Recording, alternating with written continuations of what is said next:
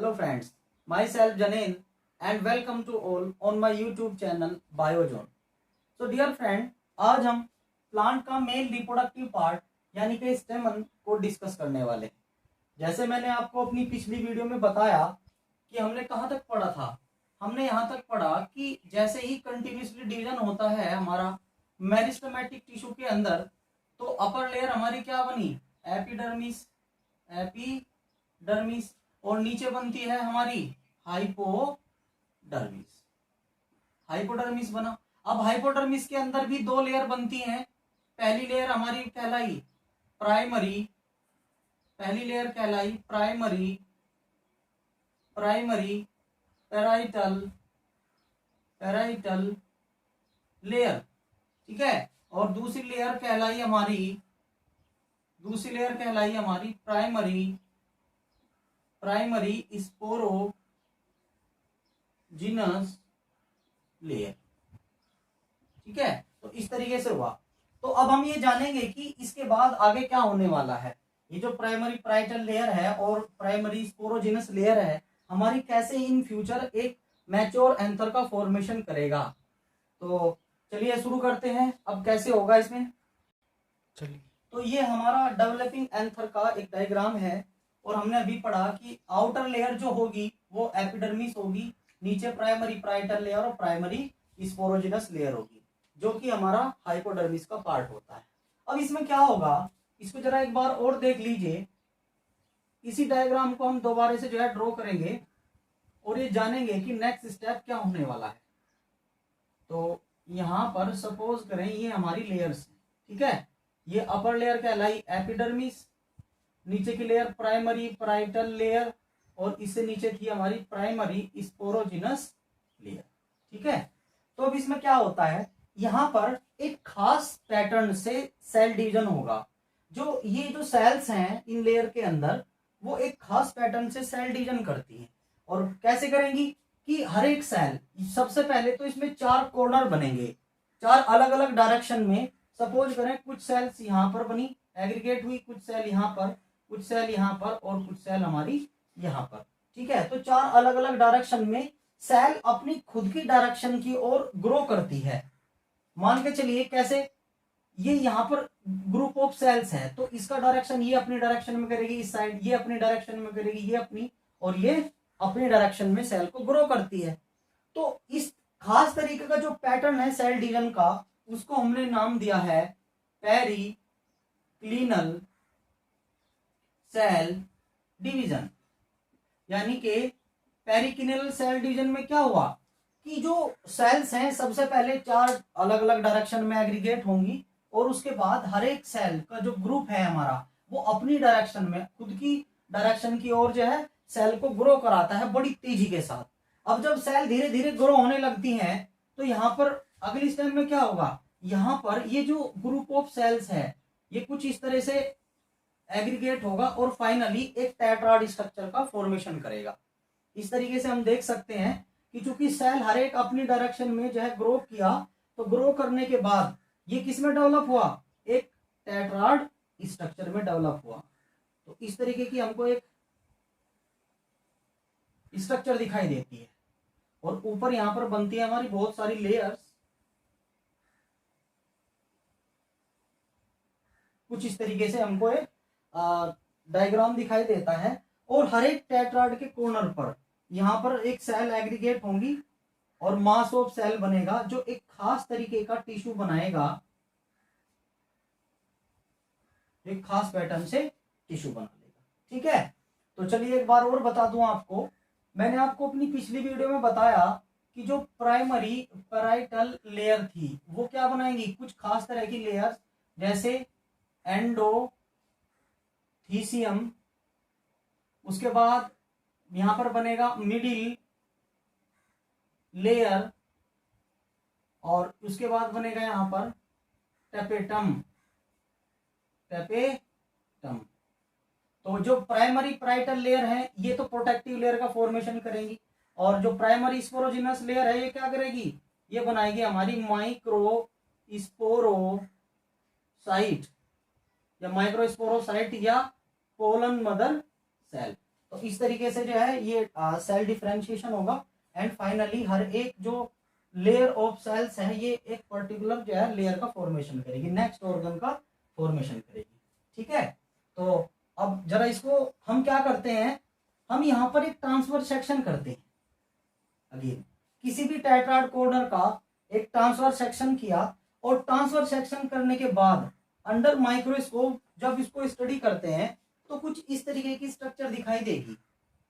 आप अपनी एनसीईआरटी में देख सकते हैं, कुछ इस तरीके की हमको जो है एक स्ट्रक्चर दिखाई देगी।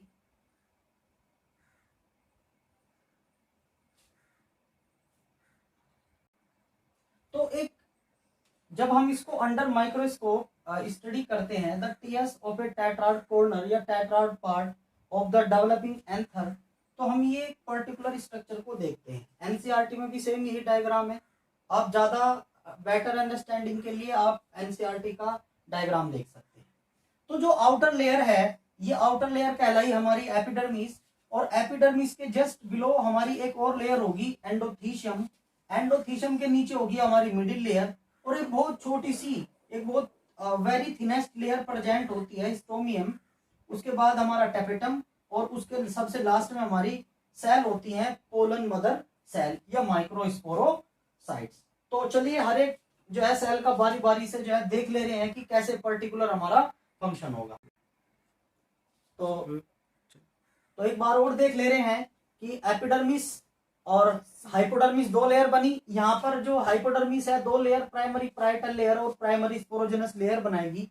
ये जो प्राइमरी पाराइटल लेयर है इन फ्यूचर अलग अलग लेयर्स जैसे एंडोथीसियम, मिडिल लेयर और टेपिटम का फॉर्मेशन करेगी। तो होता क्या है कि ये जो ग्रुप ऑफ सेल्स है यहाँ पर एक खास तरीके का पैटर्न होगा डिवीजन सेल का, जिसको हम पेरिक्लिनल सेल डिवीजन बोलते हैं।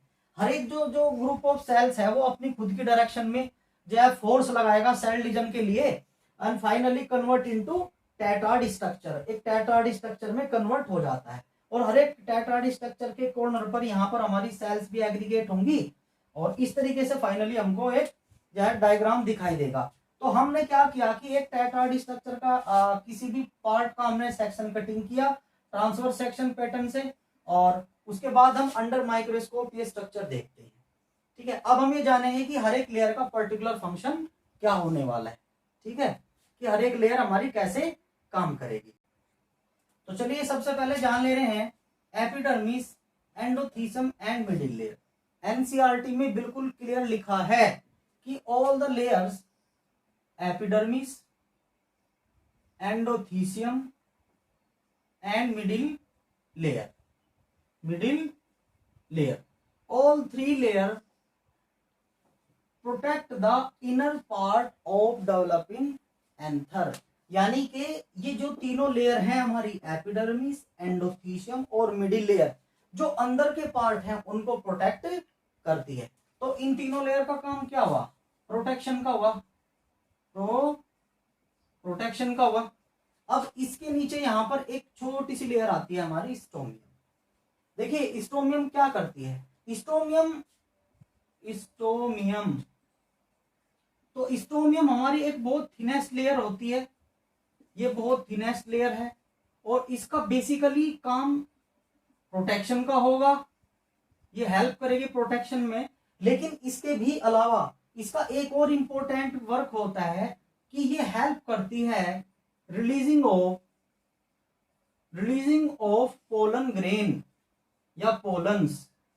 जब पोलन ग्रेन कंप्लीटली मैच्योर हो जाते हैं तो ये स्टोमियम लेयर, ये जो आउटर लेयर है उसको ड्राई कर देती है, एपिडर्मिस, एंडोथीसियम और मिडिल लेयर को ड्राई कर देती है एंड फाइनली जो पोलन ग्रेन हमारे यहाँ पर बनेंगे वो इसको ब्रेक करते हुए बाहर निकल जाते हैं। तो जब रिलीज होते हैं पोलन ग्रेन तो रिलीजिंग में हेल्प करता है हमारा स्टोमियम लेयर। ठीक है, तो स्टोमियम के दो फंक्शन आप लिख सकते हैं, प्रोटेक्ट द इनर पार्ट या हेल्प इन द प्रोटेक्शन और help in the releasing of pollens या पोलन ग्रेन। ठीक है, अब उसके बाद आई हमारी टेपेटम। तो टेपेटम को देख ले रहे हैं, टेपेटम आपको बता दूं बहुत इंपॉर्टेंट पार्ट है और बार बार हमारा सीबीएसई बोर्ड में या यूपी बोर्ड में क्वेश्चन आता है कि role of the tapetum, role of the tapetum, इसका क्या रोल होगा? तो इसको बिल्कुल सिंपली सी जो है सिंप्लीफाई करते हैं जरा। तो इसमें लिखते हैं कि it is the innermost layer of developing microsporangia. जो हमारा माइक्रोस्पोरेंजिया डेवलप हो रहा है उसकी सबसे इनरमोस्ट लेयर होती है ना। और ये क्या स्टोर करती है? It store the reserve food material. यहां पर इसके पास रिजर्व फूड मटेरियल ग्रेनुअल्स होते हैं। ये रही हमारी टैपेटम, तो इसके पास बहुत सारी एनर्जी होती है, ठीक है, एनर्जी कंटेंट मॉलिक्यूल होते हैं। तो reserve food material and provide to the pollen mother cell, यानी कि ये किसको प्रोवाइड कराएगा? पोलन मदर सेल को। ये हमारा टैपेटम है, इसके पास एनर्जी है, तो अपने से अंदर की जो सेल्स हैं यानी कि पोलन मदर सेल्स है उनको न्यूट्रिशन देगा ताकि वो पोलन ग्रेन का फॉर्मेशन कर सके। तो एक बार और ध्यान कर लीजिए, tapetum is the innermost layer of developing microsporangia and it store the reserve food material and provide to the pollen mother cell. या आप यहाँ पर ये भी लिख सकते हैं it nutritise the pollen mother cell during the pollen grain formation. भाई जब पोलन ग्रेन का फॉर्मेशन होगा तब ये न्यूट्रिशन प्रोवाइड कराएगी। अब यहाँ पर एक पॉइंट और बता दूं आपको टैपेटम का, कि जो टैपेटम है हमारी, ये जो टैपेटम होती है बेसिकली दो लेयर में जो है सब लेयर्स में डिवाइड रहती है। पहली लेयर हमारी कहलाई ग्लैंडुलर टैपेटम, और दूसरी लेयर कहलाती है हमारी पहली, और ये हमारी सेकंड लेयर, ठीक है। तो दूसरी लेयर कहलाई हमारी अमीबॉइड, और इसका एक नाम और भी है पेरिप्लाज्मोडियल,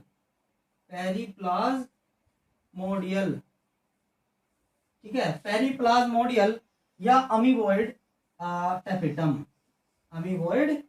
टैपेटम, तो दो बेसिकली लेयर में डिवाइड रहती है टैपेटम भी हमारी। इसमें यहाँ पर क्यों जिक्र किया हमने इसलिए जिक्र किया क्योंकि ये जो पहली लेयर है हमारी ग्लैंडुलर टैपेटम मेन लेयर होती है टैपेटम की, जिसके पास एक्सेसिव अमाउंट में यानी कि हाई परसेंटेज में रिजर्व फूड मटेरियल स्टोर होता है एज कंपेयर देन अमीबॉइड या पेरिप्लाज्मोडियल टैपेटम लेयर। तो अगर कंपैरिजन की बात आने लगे कि किस सब लेयर के पास टैपेटम की ज्यादा रिजर्व फूड होता है, तो वो है हमारी ग्लैंडुलर, और सबसे ज्यादा रिजर्व फूड को स्टोर करती है और प्रोवाइड भी यही लेयर हमारी कराती है। उसके बाद आई हमारी अगली कौन सी लेयर है? पोलन मदर सेल्स, यानी कि हम आ गए माइक्रोस्पोरोसाइट्स पर। तो जो पोलन मदर सेल्स हैं वो म्यूसिस में एंटर करेंगी, और म्यूसिस में एंटर करने के बाद एक pollen mother cell, total 4 pollen grain का फॉर्मेशन करेगी, 4 पोलन ग्रेन्स। अब कैसे करेगी उसको जरा आगे देख ले रहे हैं। चलिए एक बार और डिस्कस कर लेते हैं। हमने जब टेट्राड स्ट्रक्चर का टीएस किया तो ये पर्टिकुलर स्ट्रक्चर दिखाई दी। अपर लेयर हमारी एपिडर्मिस, फिर एंडोथीलियम, मिडिल लेयर, ये तीनों की तीनों लेयर का ही काम प्रोटेक्शन का होता है, इनर पार्ट को प्रोटेक्ट करेंगी। स्टोमियम का भी काम, एक थिनेस्ट लेयर होती है, प्रोटेक्ट करेगी, और प्रोटेक्ट करने के साथ में ये हेल्प करती है releasing of the pollen at the time of maturation, ठीक है। टैपेटम इंपॉर्टेंट लेयर है, इनर मोस्ट लेयर है, जो स्टोर करके रखते हैं रिजर्व फूड मटेरियल को और प्रोवाइड कराएगी एनर्जी या nutrition to the pollen mother cell को। अब पोलन मदर सेल को प्रोवाइड कराएगी। अब टैपेटम भी बेसिकली 2 सब लेयर्स में डिवाइड रहती है। पहली लेयर हमारी ग्लैंडुलर टैपेटम और दूसरी लेयर है हमारी अमीबॉइड टैपेटम। अब दोनों में जो ग्लैंडुलर टैपेटम लेयर है ये मैक्सिमम जो है अमाउंट में न्यूट्रिशन को देगी, किसको? पोलन मदर सेल को, क्योंकि ये स्टोर इससे ज्यादा करती है एज अमीबॉइड टैपेटम के कंपैरिजन में, ठीक है। तो यहां तक हमने पढ़ा। तो चलिए एक बार अब नेक्स्ट टॉपिक पे देख। तो अगेन अपना देखते हैं कि कैसे पोलन मदर सेल हमारी पोलन ग्रेन का फॉर्मेशन करेगी। तो ये जो आप देख रहे हैं यहाँ पर जो पोलन मदर सेल है एक्चुअली में पोलन मदर सेल आपस में इंटरकनेक्टेड रहती है बाई ए साइटोप्लाज्मिक ब्रिज। एक खास तरह का कनेक्शन बन जाता है यहाँ पर सेल टू सेल। हर एक जो सेल्स, ये जो सेल्स हैं या ग्रुप ऑफ सेल्स हैं हमारे, इनके बीच में एक इंटरकनेक्शन बनता है, रहता है इंटरकनेक्शन। और ये क्यों बनता है interconnection? For the equal distribution of food या न्यूट्रिशन।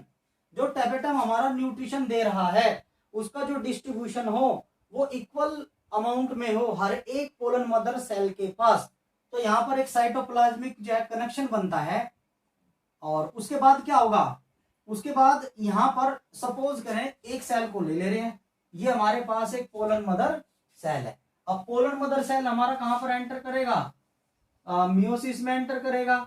और मियोसिस में एंटर करने के बाद 4 पोलन मदर सेल और 4 पोलन ग्रेन, 4 पोलन ग्रेन का फॉर्मेशन कर देगा। ठीक है, अब यहाँ पर इस तरह धीरे धीरे क्या बनने लगते हैं, पोलन मदर सेल क्या बनाएगी, पोलन ग्रेन को बनाना शुरू कर देती है। और नेक्स्ट स्टेप में क्या होने वाला है, अब देखिए हमने अपर लेयर तो सब कुछ पढ़ ली, हमने ये भी पढ़ा कि पोलन मदर सेल जब जैसे ही इसको न्यूट्रिशन मिलेगा वो मियोसिस में एंटर करेगी और फाइनली क्या बना लेगी, पोलन ग्रेन का जो है पोलन ग्रेन को फॉर्मेशन कर देगी। तो उसके बाद अब धीरे धीरे ये जो हमारा डेवलपिंग एंथर है ये मैच्योर होने लगता है। ठीक है, तो हम लिखते हैं यहाँ पर मैच्यूरेशन। तो मैच्यूरेशन के टाइम पर क्या होगा, मैच्यूरेशन के टाइम पर कुछ इस तरीके की एक स्ट्रक्चर दिखाई देती है। इस तरीके की हमारी एक स्ट्रक्चर बनती है। ये हमारा डेवलपिंग एंथर है। तो सॉरी, हमारा फुल्ली मैच्योर एंथर है। तो जैसे ही ये एंथर कंप्लीटली मैच्योर होगा, ये आउटर लेयर हमारी क्या है, थीका है। और यहाँ पर हमारे क्या है, पोलन ग्रेन्स। ये बन चुके हैं हमारे पोलन, ये पोलन ग्रेन बन चुके हैं।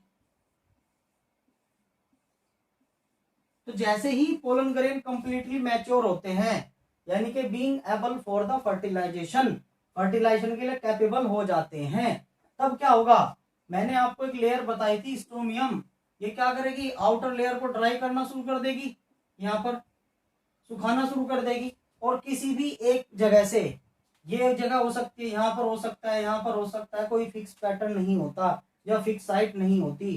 ठीक है, तो कहीं से भी एक पर्टिकुलर साइड से जो है क्या हो जाएगी, कमजोर हो जाएगी, वीक हो जाएगी। सपोज ये इसे यहाँ पर हुआ और ये यहाँ पर हो गया।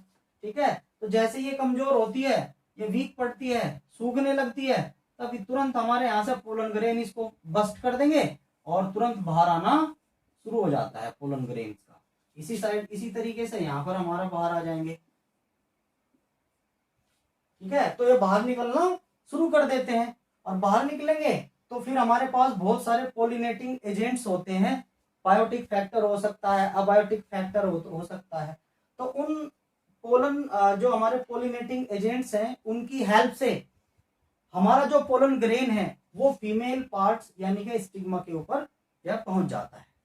तो इसी तरीके से हमारा जो डेवलपिंग एंथर है ये कंप्लीट होता है। और अब हम ये जानेंगे कि कैसे पोलन ग्रेन का हमारा फॉर्मेशन। तो आज हमने इस वीडियो में जाना कि कैसे हमारा जो एंथर है, एंथर का मैच्योरेशन होता है एंड फाइनली जो मैच्योर एंथर है हमारे वो बस्ट करते हुए एंथर को कैसे बाहर निकल जाते हैं। तो अगली वीडियो में हम जानेंगे कि जो पोलन ग्रेन है हमारा, पोलन ग्रेन की कुछ वो कैसे डेवलप हुआ, डेवलपमेंट कैसे हुआ और उसकी क्या खास जो है कैरेक्टरिस्टिक फीचर्स है। तो आज के लिए वीडियो में इतना ही।